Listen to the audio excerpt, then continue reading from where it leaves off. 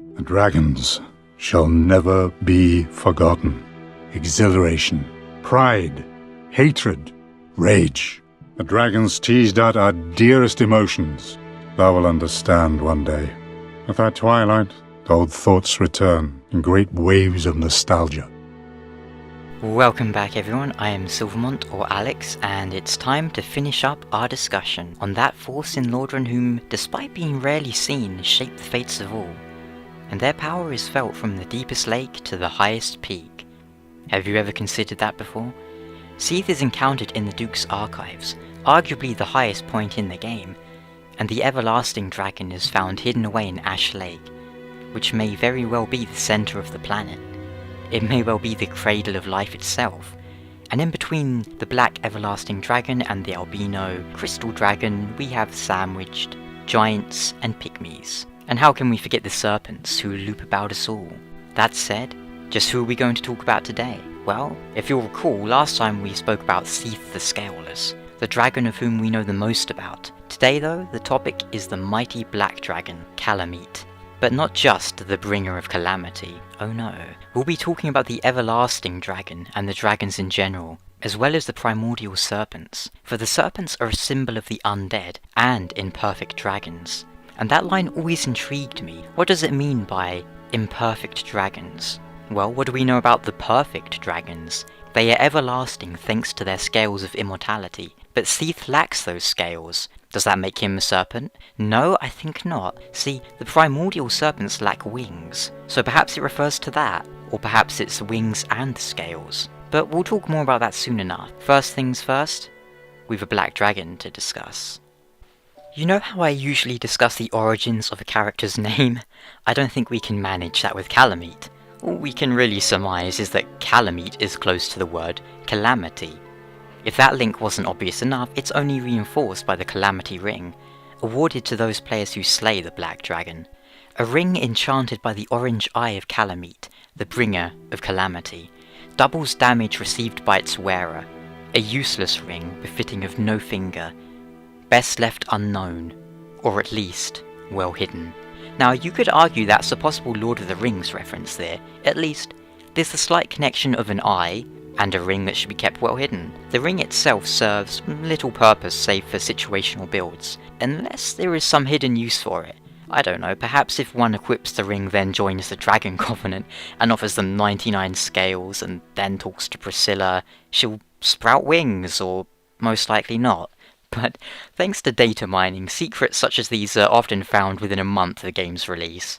In all honesty, the ring is most likely just for bragging rights, or for players who want to challenge themselves, because they've mastered everything else that Souls has to offer.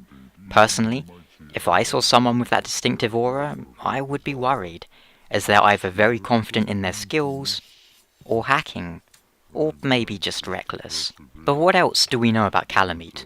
Precious little, save for what we hear from Goth. He is by and large the only NPC who speaks to us of the dragons. We certainly know that he is a black dragon, and those are often the most deadly, are they not? From Kalameet to Ancalagon, Balerion, Deathwing, even the Hungarian Horntail, and perhaps Bolas, the black dragons are almost always as powerful, if not more so, than their red counterparts, with a few exceptions. As if that wasn't enough, Goth further presses the point home. Even mighty Anna Londo dared not provoke his ire. What else do we know of him? Well, we know that his black breath is mighty indeed. We also know that Kalameet has but one eye, with which he can strike us with what appears to be some sort of psychic attack, levitating us up into the air and striking us with a powerful hex that increases all damage taken. Like Seath, he looks very different from all other dragons we know of, but is that just the case of game development? Is it possible that Seath and Kalameet were unique dragons, or were all the dragons unique and the developers simply didn't have the time to model and design them all? Personally, I feel that is the case. There's little to suggest that all the dragons had to look the same. Not only is the Bringer of Calamity one-eyed, but so too is he the last of the ancient dragons. Now, that there is a curious choice of words. Last of the ancient dragons. What does that mean? The DLC takes place before Seath is killed, So, is Seath not considered an ancient dragon? Maybe because he betrayed them? And what about the everlasting dragon of Ash Lake? Indeed, the everlasting dragon raises many questions. For starters, is it a newborn dragon? Is it considered an ancient dragon in the same sense as Kalameet, even though Kalameet is described as the last? See, we have conflicting information here. If you cut off the everlasting dragon's tail and read the description of the sword, you'll see that it says, "This sword came from the tail of the stone dragon of Ash Lake, descendant of the ancient dragons." But if we speak to old Dommel of Xena, he informs us that, "I've heard of a surviving ancient dragon who resides in this land." So, what is the case? Was Domhnall mistaken? Well, here's my opinion on the matter. If we assume dragons can be born, then my theory is that Kalameet was indeed the last surviving ancient dragon, but sometime after he died, after we slew him, an egg that has been nestled deep in Ash Lake hatched, long after Gwyn and all the others had settled high above in Anor Londo. That would mean Kalameet technically was the last ancient dragon, as the everlasting dragon had not been born yet, and it would technically make him both a descendant and a survivor of the ancient dragons, whilst also not conflicting with Kalameet's status as the last. Well, what do you think? This is something very open to discussion, and it could just be a problem, like, in the game, they might have just made a mistake, but I'd love to see what you guys think. Oh, and how can we forget the drakes and the serpents? Not to mention the gaping dragon, and the undead dragons. So, let's start with the actual dragons here. The undead dragons. In my opinion, these are simply the corpses of dragons who were never truly alive, and thus never truly dead. The only way to kill them is to completely obliterate and pulverize them. The only way to kill them is to completely obliterate and pulverize them. Perhaps the reason we find so many in Izalith is that their bodies were dumped there. Then again, there are dragon or drake heads in Ornstein's trophy room. And what about Gaping Dragon? The horrific monster that rightly so intimidates many a new player. We know that it's a distant, deformed descendant of the everlasting dragons. That's about it. Twisted by its greed and hunger, it turned into the foul abomination that we fight. It's rather strange that the Gaping Dragon doesn't drop any dragon scales. But then, neither does Kalameet. But what do I think about the Gaping Dragon? See, my theory is that it too was hatched in Ash Lake, but crawled up through the Great Hollow to feast in Blighttown. If you'll notice where the dragon crawls up from, it seems to roughly align with the circular chamber in Blighttown, wherein you find a chest with a dragon scale in, no? Feasting on all the blight could have well turned it into what we see. It's also possible that the dragon simply escaped the slayings and hid in Blighttown for years. Maybe it's even related to why the inhabitants of the Depths were so desperate to seal the way into Blighttown, because that entrance is very similar to the chamber where you find the dragon scale.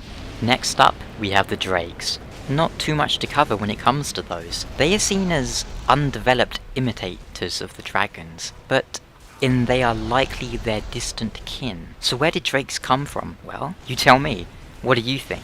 Personally, I think drakes are the result of humans who have completed their transformation into dragons, via the Dragon Covenant, for example. That is why I believe many of those we encounter are so small, with the exception of the Hellkite. Why are there so many in the Valley of the Drakes though? Well, your guess is as good as mine. Maybe below Valley of the Drakes is Ash Lake and the newly made drakes fly up there. But then we get onto the serpents. Oh yes, the primordial serpents. Imperfect dragons, of which we know there are at least 10, but we only know the names of 2, Darkstalker Karth and Kingseeker Frampt. So here are my questions to you. Why are the Darkstalker and Kingseeker so opposed to each other? But if you pick the Dark Lord ending, both will bow before you. What about the other 10? Well, the other 8 or so. What were they doing all this time? Throughout the whole course of the game, what have they been up to? Are they all part of the same being? Are they some sort of hydra? And yes, you'll probably notice I didn't really mention the hydras at all, despite them being technically dragons too. And interestingly enough, dropping dragon scales. See, that would be because I don't have strong opinions on them one way or the other, but tell me your opinions on the hydras all the same. Why is there a hydra in Darkroot? Anyway, back to the primordial serpents. The primordial part of their name implies that they've been around since the beginning, but is that really the case? What were they up to during the Age of Fire and the war with the dragons? Karth is opposed to just about everyone, but Frampt seems to be on Gwyn, or at least Gwyndolin's side. Just what is happening there? Why would the serpents wish for the Age of Fire to end? Why would they seek the Dark Lord? Karth, knowing about the chosen undead's progenitor, finding the Dark Soul and waiting for fire to subside, does not really surprise me. It only makes me wonder what he wants from it. All he tells us that he seeks to right the wrongs of the past and discover our true Lord. Frampt, he says, has lost his sense, and if we deny his offer, he informs us that he will return to the Abyss and await the true Lord of Men.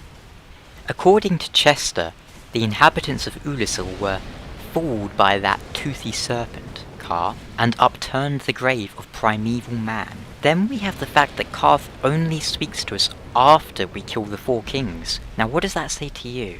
To me, it seems Karth only cares to manipulate others to spread the Abyss and the Dark. But why? If serpents can survive in the Abyss with seemingly no ill effects, then likely dragons can too. Now, have you ever considered that? Dragons can reside within the Abyss, most likely, but gods cannot. Remember what happened to Artorias? Now, I'm gonna have to quote myself from my Kirk video, the Kirk lore video here. The serpent is a relation of the dragon, and the serpent kills with temptation and suggestions, where a dragon kills with claw and fire. The Age of Man could be the perfect time for the dragons. Who defeated the dragons? Lord Gwyn and the other lords, not humans. Humans who are so apt for manipulation. Why, there's a covenant in-game that exists solely to grant a fraction of the dragon's power to humans. For humanity is poisonous to the gods. In other words, the gods killed the dragons, the humans killed the gods, and then the dragons kill the humans. This is why I believe Karth wishes for the Age of Dark, even if the Abyss spreads to cover the whole of Lordran, the whole world. That's a bad deal for Ornstein, that's a bad deal for Artorias and Gwendolyn, but for the dragons, it probably wouldn't affect them. And that's why Karth might wish for the Age of Dark, to facilitate the return of the dragons. But where Everlasting is involved, I'm not sure. Maybe the Drakes being just outside of New Londo does mean something after all. New Londo, wherein we fight the Four Kings. But that's enough speculation for one day, I think. But one last thing to cover before I sign out here. In the Seath video, a few of you guys mentioned the Great Magic Barrier and clams, or well, the man-eater shells, so I'll give my thoughts on those two real quick. So, Havel the Rock created the miracle Great Magic Barrier, which shields the user from magic, largely because of his hatred of Seath, the grandfather of sorcery. One can take that to mean that he either simply wanted a protection in case Seath turned against him, or that he was actually seeking to hunt Seath down. Maybe that was why he was imprisoned in the Undeadburg, assuming, of course, that is actually the bishop himself and not simply one of his warriors. What about the clams? Annoying enemies, that's what I think of them.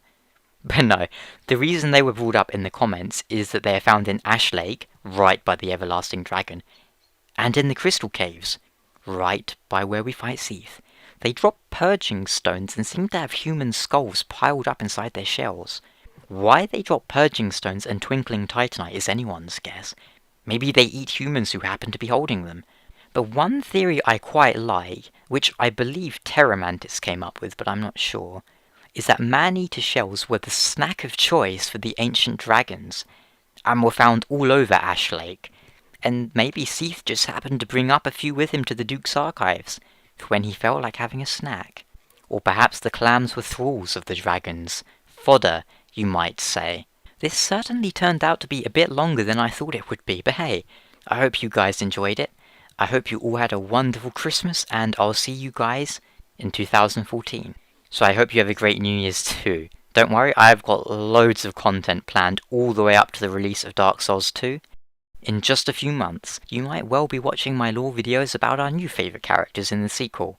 Until then, take care, and I'll see you guys next week, when we'll be talking about a character with a very big head.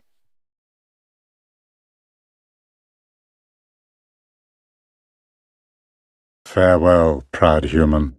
May every honor be bestowed upon thee.